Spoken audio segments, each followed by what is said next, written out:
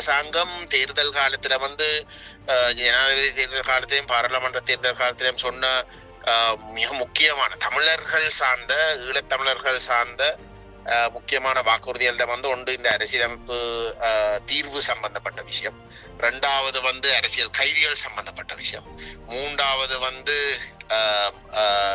இராணுவம் சட்டவிரோதமாக ஆக்கிரமிக்கப்பட்டு கொண்டிருக்கின்ற காணி விடுவிப்பு சம்பந்தப்பட்ட விஷயம், நாலாவது வந்து சிங்களமயமாக்கல் பௌத்தமயமாக்கல் நிறுத்துற சம்பந்தப்பட்ட வாக்குறுதிகள் போன்ற பல வாக்குறுதிகள் வந்து தமிழ் மக்களுக்கு விசேஷமாக தேவைப்படுகின்ற இல்லாட்டி முக்கியமான கவனத்தில் இருக்கக்கூடிய செலுத்துகின்ற விஷயங்களை சம்பந்தமாக சொல்லியிருக்கிறோம்.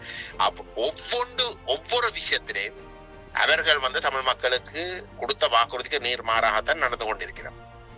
ஆகவே இந்த அரசாங்கம் எந்த விதத்திலேயும் வந்து தமிழ் மக்களுடைய விடயங்கள் சம்பந்தமாக நேர்மையாக நடந்து கொள்ள போவதில்லை, செய்யவும் இல்லை, எதிர்காலத்திலே செய்ய போவதில்லை. இதுல மிக முக்கியமாக அவதானிக்க வேண்டியது, உண்மையிலே இந்த அரசாங்கம் செய்ய விரும்பினால் வந்து நாங்கள் அவை இதுவரைக்கும் செய்யாமல் இருக்கிற விஷயத்தை சுட்டி காட்டுகின்ற பொழுது அவர்கள் வந்து அதுல கோவிக்காமல் அவை சொல்ல வேண்டியது வந்து, இல்ல நீங்க சொல்றது சரி, நாங்கள் அதை கட்டாயம் செய்வோம், உங்களோட ஒத்துழைப்பையும் நாங்கள் நாடி நிக்கிறோம் என்ற மாதிரியான ஒரு கருத்தை தான் உண்மையிலே சொல்லுவோம். ஆனால் நாங்கள் அவை செய்யாமல் இருக்கிற சம்பந்தமாக நாங்கள் வெளிப்படுத்த அவை பேசுற விஷயம் என்னென்றால் வந்து நாங்கள் தமிழ் இனவாதிகள் என்று சொல்லித்தான் பேசினோம். அப்ப இதுக்கு முதல் இருந்த அரசாங்கங்கள் வந்து எங்களை தமிழ் இனவாதிகள் என்று சொல்லி வந்து அவை சிங்கள இனவாதத்தை வந்து தமிழ் மக்கள் மட்டத்துல வந்து திணித்தவை.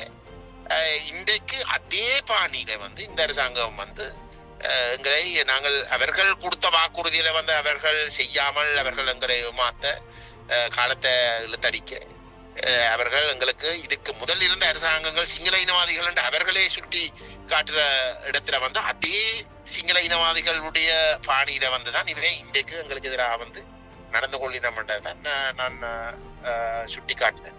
வித்யாதரன் அவர்களுக்கு வந்து அதுக்கு மேல் வந்து இனப்படுகொலை சம்பந்தப்பட்ட நீதி என்ற விஷயத்தை அரசாங்கம் வந்து ஏதோ நாங்கள் சொல்லுவோம், அரசாங்கம் வந்து உண்மையிலே செய்ய விருப்பம், ஆனால் அவர்களுக்கு இருக்கக்கூடிய பயம் என்னென்றால் வந்து SLPP-யுடைய வாக்கு வங்கியை தான் தாங்கள் கைப்பற்றியிருக்கு. இல்லாட்டி அவங்க ஒரு மணி 2-3 ஆசனங்கள் மட்டும்தான் பெறக்கூடிய ஒரு கட்சியா இருந்தது.